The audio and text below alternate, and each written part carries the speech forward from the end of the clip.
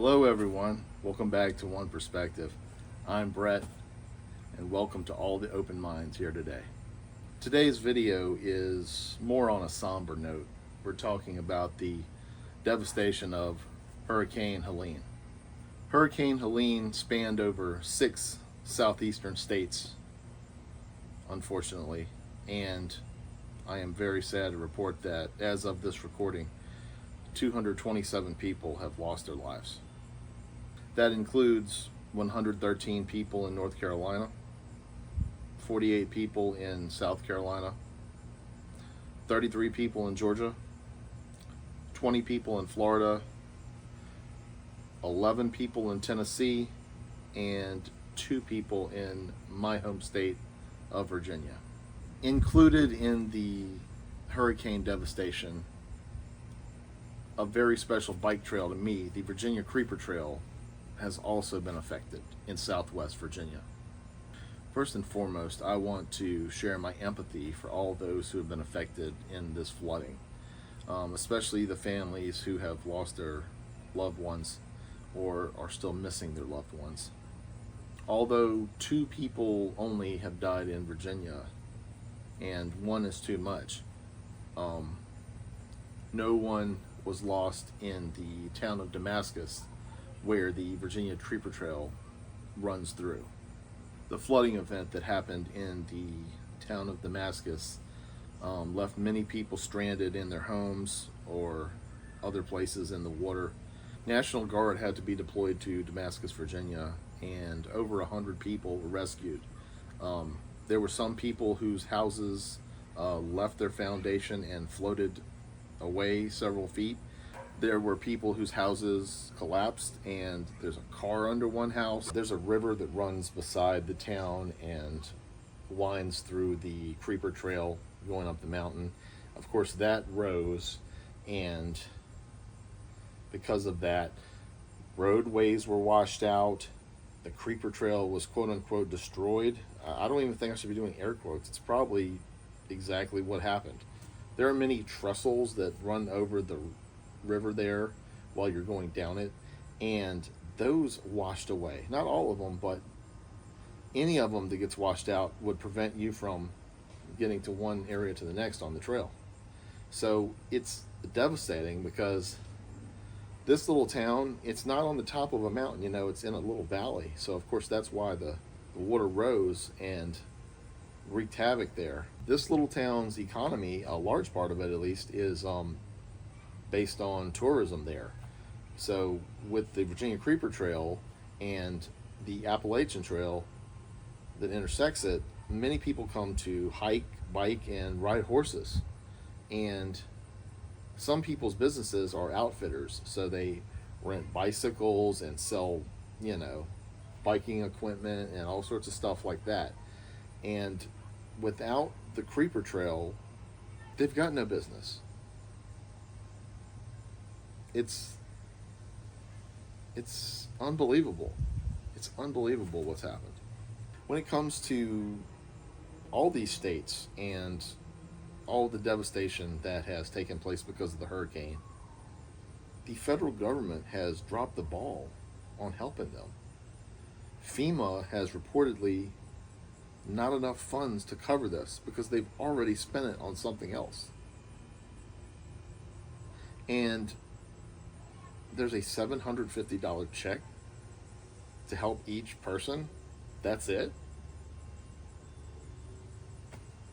That's not going to help much at all. If your whole home is destroyed, or your business, or your things, you think that $750 is going to do it? Especially in these smaller towns where people might not have enough to actually have the proper insurance for these houses. Some people probably never even got flood insurance for their houses. Who knows? And if you don't have that one particular coverage, well, you're just at a total loss.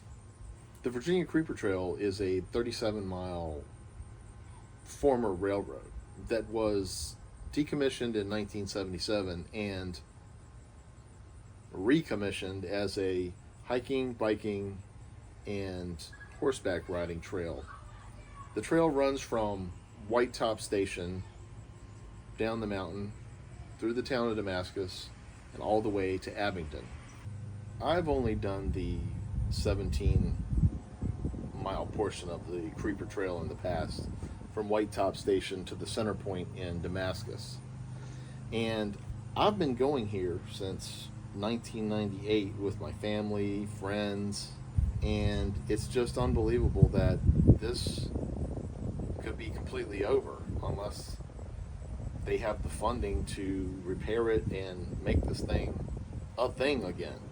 When I went with my sons in May of 2023 to do a biking trip, it was kind of a hurry up trip because I had rented like 2 or 3 days at the campsite, but of course the rain was going to be for the next 2 days, so I couldn't even just go there, camp out for the night, and then get up the next day to do it. I had to go there all the way there, which was, I think, 4.5, 5 hours for me.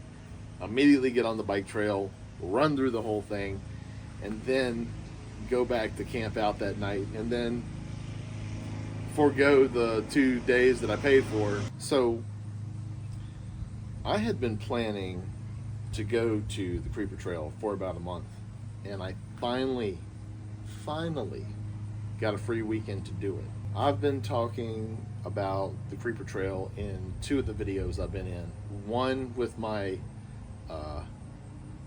solo camping adventure, and another one where I collaborated with my nephew Vasette in Outdoors with V, where we went to the northwestern mountains of Virginia, and we talked about both the Creeper Trail in both of those videos. I was really looking forward to doing an extensive video about the Virginia Creeper Trail because it's close to my heart. It's a place that I've been to many times, and unfortunately, because of Hurricane Helene, it is no longer a possibility as of right now. I've been looking forward to sharing my experience of the Creeper Trail with you guys. I was planning on doing a very extensive video of the whole trail from start to finish, camping and maybe some surrounding areas. But with the recent events of the hurricane, this is just no longer a possibility. A little over a week ago, I went on recreation.gov, an app in my phone, and I started looking up some campsite availability for Bear Tree Campground. This is my favorite place to stay whenever I do the Virginia Creeper Trail. It's halfway between White Top Mountain and the town of Damascus. It's a family campsite, and it's very clean, accommodating, and I've had about 99% good experiences there. When I was searching for the campsite that I wanted, I noticed that some sites that I had saved in my notes from the previous year were already booked, so this was going to be a popular weekend. And so I went ahead and picked what I could. I was excited. I went to bed knowing that I had booked that campsite, that this trip was definitely going to happen. But then when I woke up the next morning, I get this alert on my phone. It's an email informing me that my reservation was canceled and I'd be refunded, and that they were going to close that facility. Now, I had known about the hurricane throughout the week, but I had no idea that it had reached far enough, northwest in North Carolina, that it actually touched the Virginia line. And it did, and Damascus and the Creeper Trail were heavily affected, and also Bear Tree Campground. This is incredibly disheartening for me because this is like the freest biking trail you can go on in Virginia, in my opinion. I mean, we do have the Capitol Trail, but there's something special about the Virginia Creeper Trail, going through the mountains and camping. And like I said, I've been going to Damascus and the Virginia Creeper Trail for a very long time. So let's see, about 25 years. Now I didn't go every single year. Some years I did it back to back to back, an annual trip, and then I had kids, and then I just did it every couple years. I think there was even possibly a 7-year span at one point, but I try to make it more often than that after I started going back. Like I said, the town of Damascus, they see, thousands of tourists every year. And they even have something called Trail Days, where I think that is a big festival that celebrates the Appalachian Trail and, of course, the Virginia Creeper Trail. Right now, the Creeper Trail and even parts of Route 58 that run through Damascus are impassable. Roadways have been washed out. Parts of the Creeper Trail have been washed out. There's missing trestles over the river. There's no way to go down it. There's no way to navigate it. And it's going to take a lot of time, money, and effort from the townspeople and volunteers to get it back in running order. It could be years. If they turned it around in a year, that would be very surprising. But if they don't turn it around, then I don't think I'll ever be able to go back there. And I'm not okay with that. I want to go back there. A resource center has been set up to aid people in the town, but unless you're donating, you're a resident or you're a worker, you're not going to be able to go through that town. I'll list some links in my description where you can donate to if you're interested in helping out the town of Damascus become what it once was. Thank you for joining me today. Like I said, on a somber note here, as always, keep an open mind and never be afraid to be a dissenter in a world full of opposition. One more thing. Remember the 5th of November. Vote